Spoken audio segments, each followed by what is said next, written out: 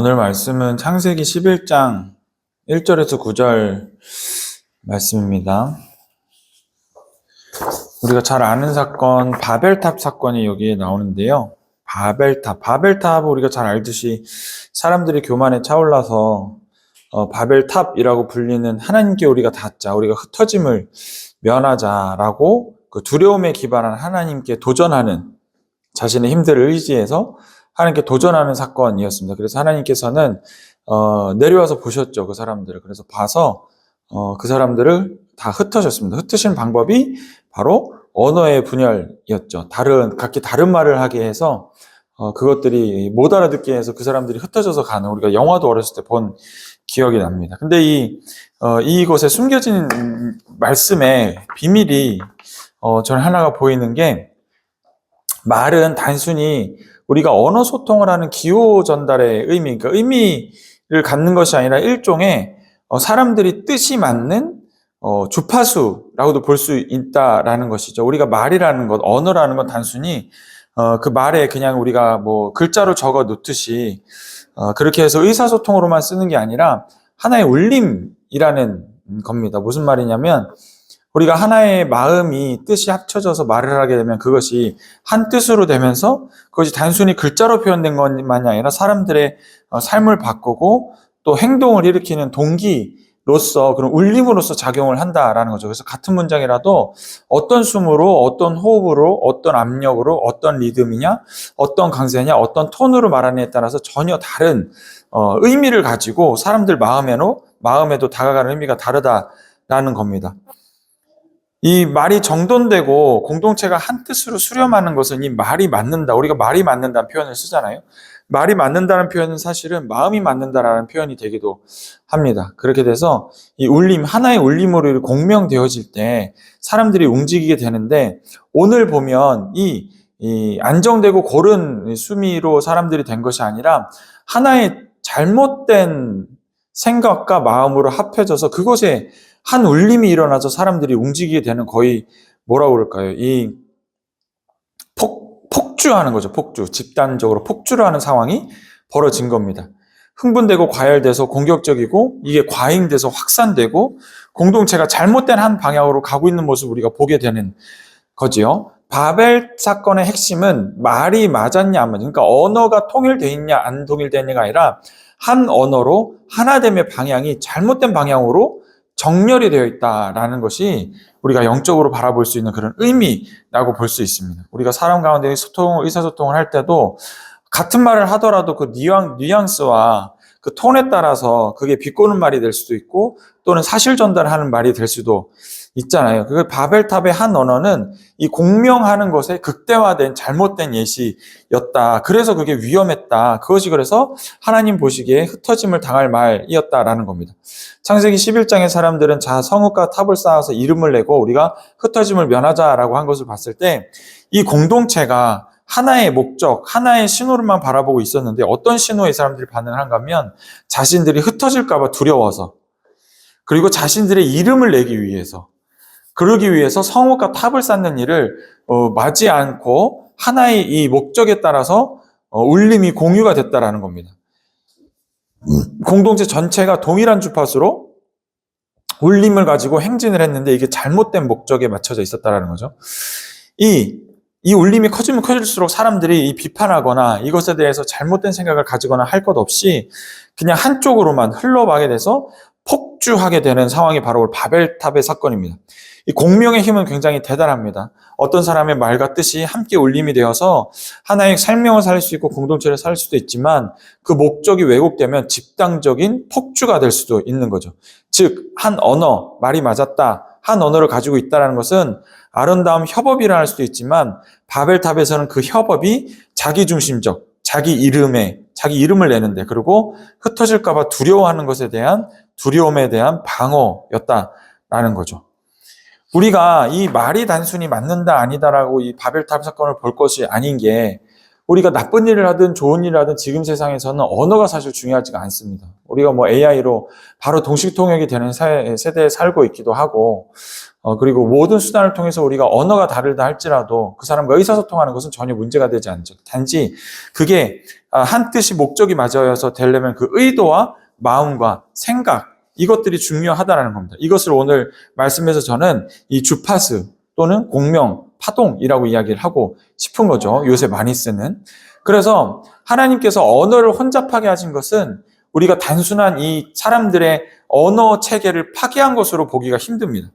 바로 튜닝을 다시 한 것이다. 조율을 다시 한 것이다. 오늘 말씀의 제목처럼 우리가 볼 수 있다라는 것이죠. 언어를 흩으셨다라는 것을 이 파동의 비유를 보면 하나님의 그들의 말을 흩어뜨려서 의사소통이 안 되게 한다기보다는 하나로 잘못돼서 치닫고 있던 그 공명 파동을 흩으시기 위해서 그 언어를 흩었다라는 겁니다. 언어를 흩은 것이 단순히 뭐 일본어, 중국어, 영어 이런 식으로 흩은 것이 아니라 그들이 함께 울림을 가지고 있던 말의 뜻을 흩으셨다라고 볼 수가 있습니다. 이 무섭게 폭주하던 이 사람들의 모습을 그림으로 그려보면 이렇습니다. 우리가 바벨탑을 흔히 이런 그림으로 사파 같은 데서 많이 보잖아요.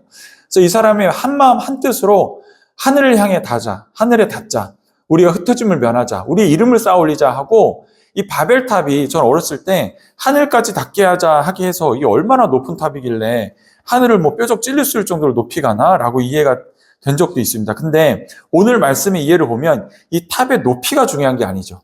이 탑을 쌓아 올렸던 이 사람들의 마음의 울림, 공명된 파동, 이게 굉장히 중요한 겁니다. 이것이 점점 잘못된 주파수로 안테나가 세워지고 있었습니다. 사람들이 여기에 폭주하는 상태까지 돼가니까 하나님께서는 그것을 흩으신 거죠. 흩으셨을 때 이 마음을 흩으신 겁니다. 이 잘못된 주파수, 잘못된 공명을 흩으신 거죠.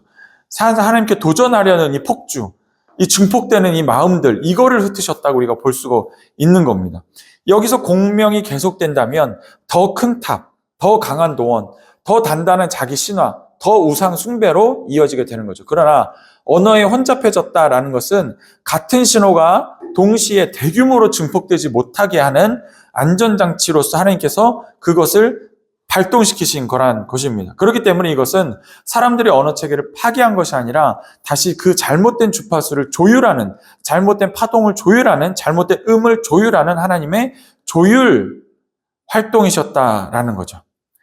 이 흩어짐이라는 것은 우리가 이 창세기 맥락에서 볼 때는 원래 인간에게 주셨던 생육하고 번성하여 땅에 충만하라는 방향으로 다시 사람들을 분산하는 것으로 이어질 수가 있겠습니다. 그래서 언어의 분열은 단순한 벌이라기보다는 위험으로 치닫던 이 사람들이 멸망으로밖에 갈 수가 없었던, 왜냐하면 이게 또 노아의 홍수의 심판의 이후에 있었던 것이거든요. 그래서 하나님께서는 다시는 너에게 멸망의 자리로 심판하지 않으시고 다시는 완전히 사망의 심판을 하지 않는다고 약속을 하신 주님이시기 때문에 여기서 이 사람들의 불을 떨어뜨려서 벼락을 쳐서 이 사람들을 멸하신 것이 아니라 하나님께서 다시 안전하게 이 사람들이 흩어져서 생육하고 번성할 수 있도록 이 사람들을 흩으시는 작업을 하셨다라는 겁니다. 그래서 다시 이 잘못된 울림에 동조하지 않고 각자의 자리로 흩어지게끔 하는 것이라는 거죠. 여기서 또 우리가 통찰을 보고 볼 만한 것이 있는데, 우리가 잘못된 것으로 함께 울림으로 갔을 때는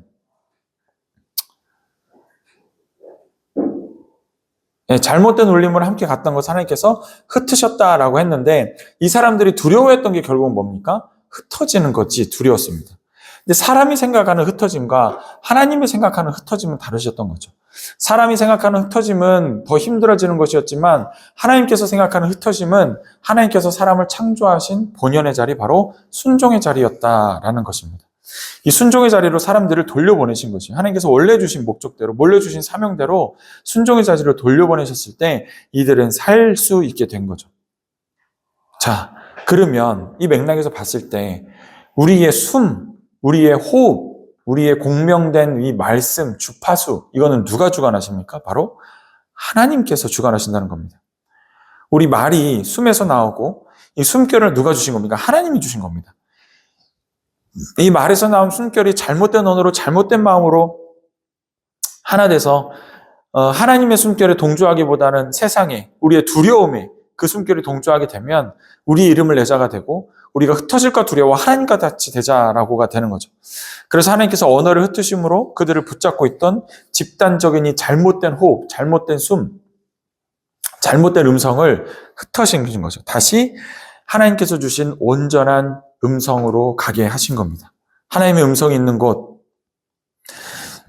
하나님의 명령이 있는 자리로 돌려보내신 것이죠. 자, 하나됨이 항상 선은 아닙니다. 이 파동의 관점에서, 공명의 관점에서 바벨은 이런 경고가 오게 됩니다. 공명하는 공동체는 강력하다라는 거죠. 먼저는. 그러나 이 공명의 중심에 하나님이 아니라 나의 두려움에 있다면 이 공명은 더 빨리 폭주하게 되고 위험하게 증폭되는 것을 우리가 볼 수가 있습니다. 그게 바로 바벨탑 사건입니다. 그리고 하나님께서는 그 증폭을 멈추시기 위해서 의사소통에 불편함을 주신 것처럼, 그 불편함은 파괴가 아닌 것처럼, 그 불편함은 파괴가 아니라 조율하시는 것처럼 우리 삶에서도 우리가 잘못된 방향으로, 잘못된 두려움에 반응해서 폭주해 나가고 그것이 우리 삶에 증폭해 나가서 우리가 두려움에 사로잡히고 어려움에 사로잡히고 갈 때 하나님께서 그것을 재정렬하시는 일을 하신다 라는 것을 볼 수가 있습니다. 그 불편함은 파괴가 아니라 주님의 조율 활동이신 것이죠. 자, 창세기 11장에 이렇게 보듯이 위험한 공명, 위험한 음성, 우리 마음의 위험한 음성을 멈추게 하시는 주님의 조율 활동이었습니다. 그래서 위험으로 치닫던, 폭주로 치닫던 그 바벨탑은 멈춰지고 사람들이 흩어져 하나님의 음성이 있는 곳으로 가게 된 것이죠. 하나님의 음성이 있는 자리에 우리의 삶의 자리가 있기를 예수님은 축복하고 소원합니다. 자, 바벨의 음성에는 두려움이 있었습니다. 우리가 흩어질까 두렵다. 우리가 하나님과 같이 되자. 우리의 이름을 내자라는 음성이 있었습니다. 그 음성을 중심으로 사람이 공명하였고 그 신호가 커질수록 교만과 통제가 할 수 없는 증폭이 일어나게 된 거죠. 반대로 복음의 음성은 중심이 분명합니다. 바로 예수 그리스도이십니다. 따라해볼까요? 예수 그리스도. 예수 그리스도가 중심이 되신 음성이신 거죠. 바벨은 우리 이름을 내자지만 복음은 그리스도의 이름을 내자라는 것입니다. 공동체는 반드시 어떤 중심의 중파수에 동조하게 되어 있습니다. 한 음성에 따라가게 되어 있습니다. 근데 그 음성이 불안과 강박과 공포와 제한과 핍박과 벽에 부딪히는 것과 같은 것이 된다면 우리의 공동체는 날마다 좌절할 수밖에 없습니다. 그러나 그 중심에 비전이 있고 하나님의 말씀이 있고 예수 그리스도의 영광을 위해 하는 일들이 있다면 그 음성에 집중한 공동체는 승리할 수밖에 없는 것이죠. 우리는 이 음성에 통일된 사건을 어디서 볼 수 있게 되면요. 사도행전 2장의 오순절 사건에서 보게 됩니다. 여기도 언어에 대한 이야기가 나오죠. 마가의 다락방에 모여 오순절에 그 사람들이 모여서 하나님께 기도할 때 외부 사람들이 볼 때 각기 다른 말로 기도하였다라고 나옵니다. 여기서도 언어의 문제가 아니었습니다. 바벨탑과 같이 언어는 각각이었습니다. 방언이었습니다. 마치 술 취한 사람들처럼 그들이 알아듣지 못하는 언어로 이야기했습니다. 그러나 그들의 하나의 음성은, 하나의 파동은, 하나의 주파수는 하나였습니다. 뭐냐면 바로 성령의 내주하심이었던 것이죠. 바로 그 중심에 예수 그리스도의 보혜사 되시는 성령께서 있었던 겁니다. 당연히 다양한 언어가 한 복음에 맞춰지는 사건이었습니다. 그 표현은 다양해도 메시지는 하나였습니다. 바로 예수 그리스도였죠. 하나님은 공동체를 획일화하지 않으십니다. 이 말을 맞추는 것이 이 하나가 되는 것이 아니라 다양성을 유지한 채 중심을 거룩하게 주님의 마음으로 정리시키시는 것이 바로 주님의 뜻이라는 겁니다. 예수 그리스도 안에서 공명하는 공동체가 강력합니다. 오늘 바벨탑의 경우가 그것이 증폭되어서 그 공명이 강력한 악이 되었던 것처럼 예수 그리스도로 말미암아 우리가 하나의 음성을 가지고 하나의 마음을 가지고 하나의 파동을 가지고 나면 그 공동체는 굉장히 강력하더라라는 거죠. 비난과 과장, 통제가 아니라 고백과 감사, 그리고 중보, 격려, 진리의 울림이 이 진동, 음성의 중심이 됩니다. 이것이 바로 우리의 리듬이 되는 거죠. 고백이 우리의 삶의 리듬이 되고 감사가 우리의 삶의 리듬이 되고 중보가, 도전이, 시도가 예수 그리스도 말미암아 우리 중심이 되는 겁니다. 메시지의 위상이 정리됩니다. 안 될 거야, 못할 거야, 걱정과 강박이 중심에 있는 것이 아니라 하나님이 주신 믿음의 실상이 중심이 되는 것이죠. 하나의 방향으로 추진력을 얻게 됩니다. 이 공명은 사람을 끌어모으는 기술이 아니라 하나님께 붙들린 마음이 자연스럽게 맞물리는 현상이 되는 것입니다. 그럴 때 증폭되는 것은 이 바벨론에서는 우리의 이름이었지만 이렇게 증폭되면 성령의 마음으로 하나의 마음으로 우리가 증폭되면 그리스도의 사랑과 능력이 증폭되어져 갑니다. 그것이 우리 삶의 중심이 되고 우리의 탑이 되는 것이죠. 강력함의 목적이 성공이 아니라 강력함의 목적이 실패, 피함이 아니라 섬김과 선교로 바뀌게 됩니다. 우리 공동체는 반복해서 말하는 것이 무엇입니까? 성과입니까? 이름입니까? 두려움입니까? 강박입니까? 아니면 주님입니까? 복음입니까? 섬김입니까? 우리 기도가 공명의 중심에 무엇이 있는지 우리는 보기를 원합니다.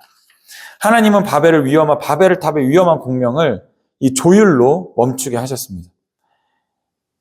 그리고 예수 그리스도 안에서 서로 다른 언어와 배경을 가진 우리가 한 복음 안에서 동조하시도록 다시 조율하시는 것이 바로 오늘 우리가 봐야 하는 겁니다. 우리 공동체는 세상을 향해 복음을 증폭시키는 하나님의 악기가 될 줄 믿습니다. 오순절 성령 강림 사건이 바벨탑의 사건을 종결하는 사건이 되는 것이죠. 자, 하나님은 흩으심을 멈추게 하시고 성령으로 다시 모으십니다. 바벨탑은 하나됨이 있었습니다. 그러나 그 중심이 우리의 이름이었고 오순절은 하나됨이 있었지만 그 중심이 예수 그리스도였습니다. 그래서 공명은 생명을 살리고 흘려보내는 방향으로 증폭이 되어 많은 사람들에게 전하고 온 세계 열방까지 그 복음이 흘러가게 되는 역사가 일어나게 되는 거죠. 오순절은 바벨을 무효화한다기보다는 바벨에 멈춰섰던 우리 인류의 복음을 다시 새롭게 새 방식으로 조율하는 사건이었다는 것입니다. 하나님의 개입으로, 하나님의 은혜로, 하나님의 흩으심 이후로 하나님은 한 사람 한 사람부터 다시 조율하십니다. 하나님께서는 그 집단을 흩으셨지만 다시 튜닝하시기 위해 모든 언어를 풀어버리시고 그 잘못된 중심의 언어를 무너뜨리셨지만 하나님께서 세우실 때는 다시 한 사람을 통하여 한 사람 한 사람을 모으게 하시어 그 사람들을 오게 하신다는 거죠. 이것도 AI한테 사진 한번 해달라고 한 거예요. 그 사람들의 마음이. 근데 가운데 저렇게 속모 같은 사람이 있어서 우리 기독교적인 배경은 아닌 것 같지만 자, 이런 일이 일어났다라는 것이죠. 바벨은 반대가 아니라 새로운 방식으로 하나됨을 하나님께서 주신 것입니다. 하나됨을 흩으신 것이 아니라 하나됨을 올바른 방향으로 만들어 주신 거죠.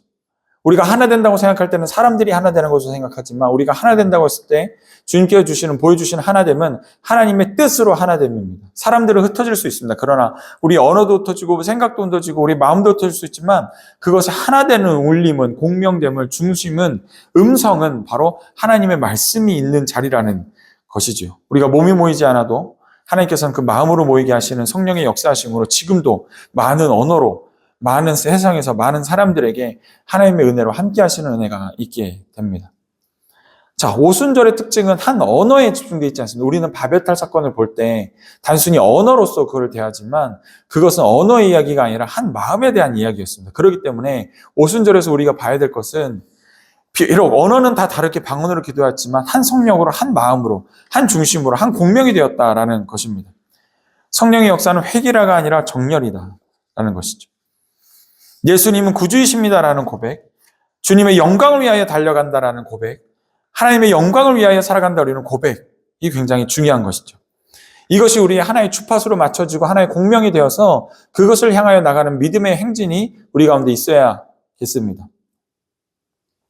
이렇게 말씀드리면 우리가 마치 우리의 삶은 저버리고 하나님의 뜻과 예수님의 이름을 지키면서 살아가는 사람 같지만 우리가 예배를 지키는 것이 아니라 예배가 우리를 지키듯이 우리가 예수님의 명예를 지키면서 살아가는 것 같지만 그 예수님의 명예가 우리의 인생을 지키고 영혼을 지키고 삶을 지키게 되는 것이죠. 우리가 하나님의 영광을 위해서 살아간다고 하면 하나님의 영광을 지키기 위해서 우리가 하고 싶은 것을 못하는 것처럼 느껴질 수가 있지만 그건 인색한 마음이고요. 우리의 부유한 마음, 풍요한 마음 안에서는 주님의 영광을 위해 사는 것이 우리의 삶을 지키고 우리의 생활을 지키고 우리의 영혼을 지키는 삶이 되는 것을 믿습니다. 자, 성경에는 이러한 일들이 참 많이 나옵니다. 출애굽기 32장에 보면 금송아지로 사람들이 잘못된 공명, 잘못된 마음이 있었습니다. 하나님께서는 그것을 다 흩으셨습니다. 우리에게 보이는 신을 만들자 두려움을 기반으로 한 집단 공명, 하나님이 없는 것 같았죠. 그래서 이 사람들은 우상 숭배로 폭주하는 잘못된 공명과 울림과 음성에 쫓아갔습니다.